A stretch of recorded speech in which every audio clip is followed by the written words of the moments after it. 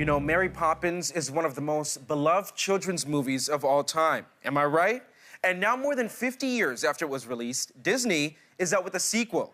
Kelsey recently sat down with Emily Mortimer, who stars as grown-up Jane Banks, to talk about Mary Poppins Returns. Take a look. Come look! Wait, where did you get that kite? I found it in the park. She kept it from blowing away. Mary Poppins. Emily, what was it like growing up watching Mary Poppins? What are your memories of the original?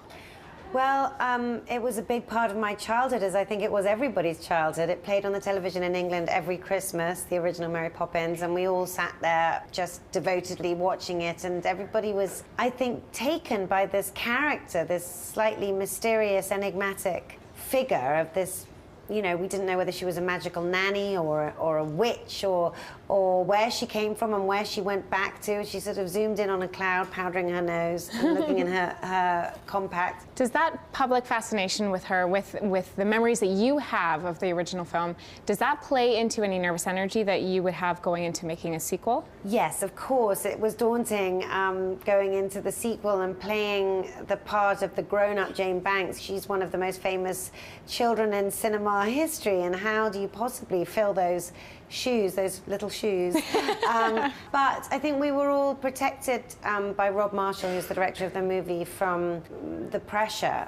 He just kept us, you know, focused on what we were doing. So, of course, it was nerve-wracking, but it all came from love. There was no cynicism involved in making the sequel. And you feel the love when you're watching it. Yes, I think so. You feel it in every frame. You do, and there's so many moments of the new film that really honor the devoted fan base from the original, including the animation in it. Yes, the animation is hand-painted. Which is why it took such a long time. It was a year in post-production because they wanted to get this animation to feel like it was honoring the original movie, and also that it was a period. It was period animation. It wasn't contemporary Disney style. It was, the film is set in the 1930s. And some of the original animators from the first movie worked on the second movie, you know, in their 80s, which is so beautiful. It's a really cool connection. Yeah. I didn't know that you could sing. Nor did I. It was news to me. So I know you from roles like The Newsroom, from a dramatic comedic style of role, and then we see you and you sing and you do it very well. Thank you. So what was that like for you?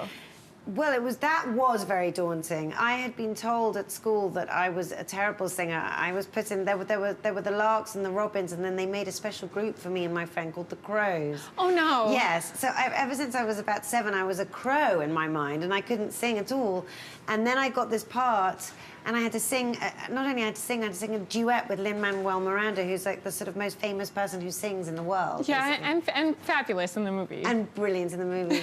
Because you worked with an incredible group of people. Dick Van Dyke is in the film, Emily Blunt, of course, as the wonderful Mary Poppins. Yes. You mentioned Lin-Manuel Miranda as well. What was that like to work with that group of people? It was just extraordinary. There's a group of geniuses that he collected together to make the movie that are all of them in their way renowned and celebrated performers. But in a way, what was most striking about the group of people that he got together to make the movie was that how nice and decent and down to earth and unstarry and ungrand they all were. Emily, thank you so much. It's such a pleasure to meet you, and this film is exactly what we need right now heading into the Christmas season, so thank you. It's a real treat. Thank you. I'm so happy that you liked it. And just in case you're wondering, Mary Poppins Returns opens in theaters tomorrow.